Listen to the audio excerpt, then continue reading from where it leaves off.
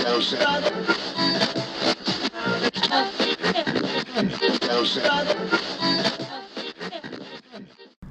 right, welcome back. We are on episode 10 of our teacher podcast, and today I'm not sure if I'm unlucky or I'm lucky, but I've got all three of our sixth grade teachers here. We've got Aubrie Duncan, Erin Coggan, and Lindsay Tyler here. So it's going to be an interesting show. All three teachers at the same time, so we'll see how it goes.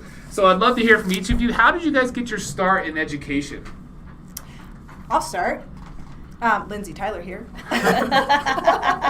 I know it probably sounds cliche, but way back when in elementary school, when they ask you, what do you want to be when you grow up? I've always wanted to be a teacher. So I kind of just followed that path and then haven't looked back, I guess. I would say similar to Lindsay, I wanted to be one ever since I was little, but my mom inspired me to be one because I watched her growing up and feel really fortunate that I pursued it and still love it. Mine is not the same. In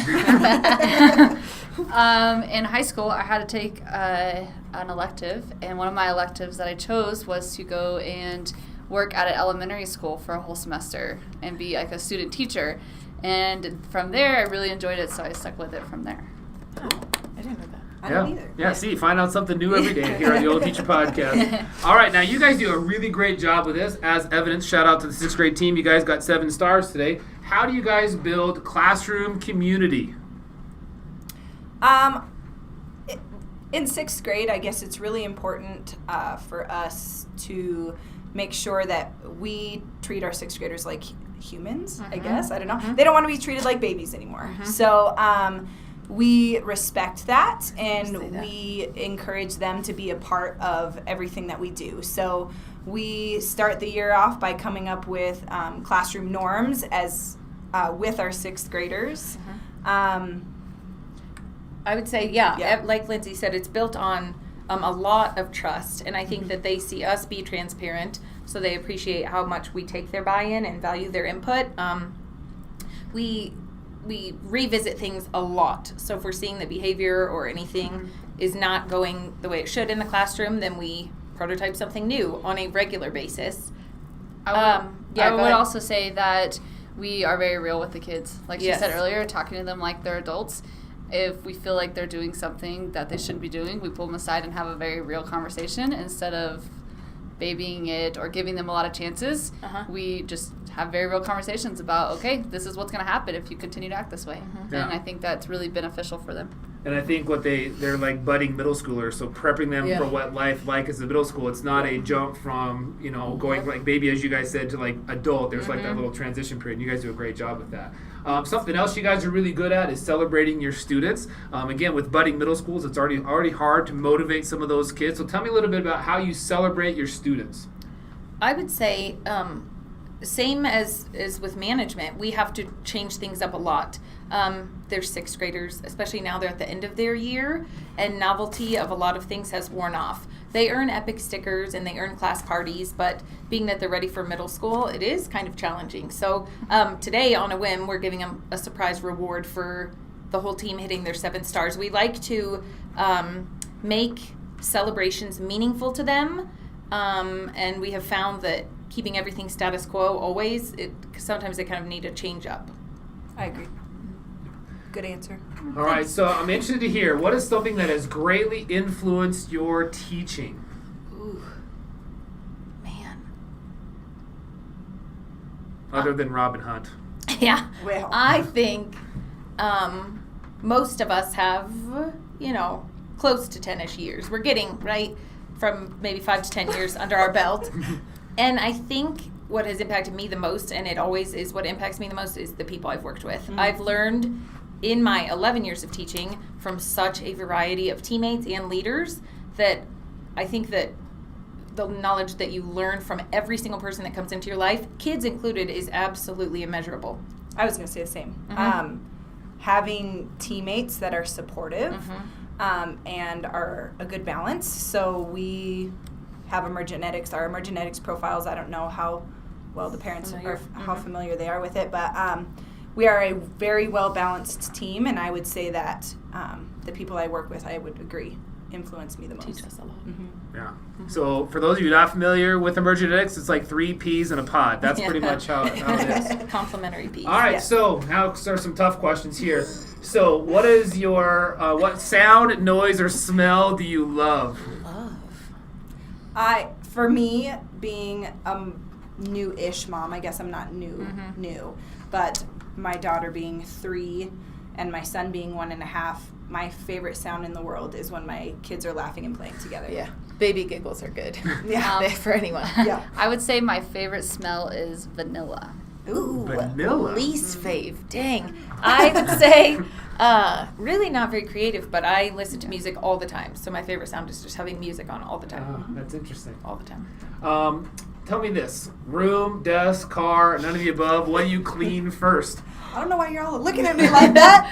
Yeah, what about you? My classroom has to be clean every day or I can't leave work. My house and car I'm much more flexible with, which seems funny. See, I would say my house. I am more clean at my house than I am at school. Oops. Funny. Depends on the day. Sometimes I really need my room clean, like at work. But then sometimes I go to town at home. But once I start cleaning, like I'm very detailed cleaner. But it takes me a while to get there. Almost compulsive. I think. Yeah, it was. Yeah, it is. Yep. That's a great segue to our next question. Great. What are some of your unusual habits? And I know that the 3 of you have some. I am definitely OCD, very much so. Several of us have quirks in that. So I count things all the time. I have to count ice cubes. I have to count things that I use throughout the day. I have to have volume end on an even increment always.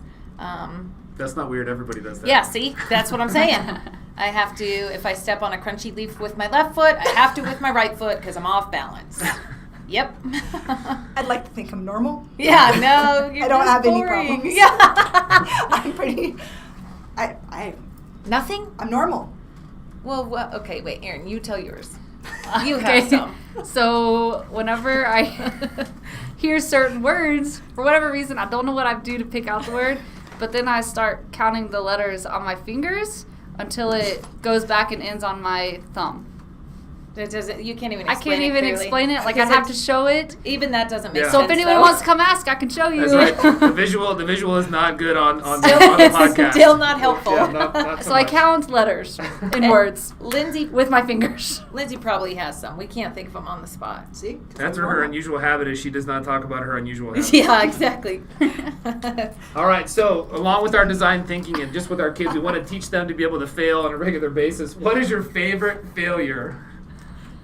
Ooh. Favorite failure. Favorite Man. failure. None of those are favorites. Yeah. Wait, favorite failure In anything. for us or Yep. for our students? For you As a teacher? or as a person? Ooh. I failed last year getting a job somewhere else, and that was the best thing that ever happened to me. Yeah. I was going to say the same when I applied for a job with a friend, and she got the job over me, and the lessons learned from not getting something that you work really hard for, I think it just pushed me to do better, actually. Very powerful. For me, actually, I failed the test that you have to take to become a teacher the first time I took it. And that really pushed me. That was hard. Yep. That was really hard because I knew I didn't have a backup plan, and this is all Yep. I've ever wanted to do. So having to get back on the horse and do it again, Yep. that was tough, but worth it. Yeah, it's interesting right there, fellow listeners. It's that perseverance piece. When you don't get what fails, it's not necessarily a bad thing. Be able to work through. All right, here's our last question. You guys made it to the end, and I'm interested to hear each one of your answers on this one. Purchases of less than $100 that have most improved your life. Golly. Okay, mine is going to be my dog's pet healthcare plan because he needs nothing in him costs under $100 except for his insurance, and we have needed it far too many times in his 8 years of life. Wait, what's the question? Purchases of 100. less than $100 that have greatly impacted your life. It's tough. like a toy that puts your daughter to sleep more Yeah, than anything right. else. Oh, touche. Yeah, it's probably is something relevant to my kids. My son's blankie. Lifesaver. Lifesaver. That was actually my daughter's, so there you go. Perfect. And I'm not even sure that I purchased that. Does that count? Yeah. I'm not Yes. Someone did. Yes, it does. And it was probably under 100. sure. Yeah. Dun, dun, dun. You can't even say one of your trips because I don't buy stuff under 100. And I just don't buy stuff unless it's well over because of my trips.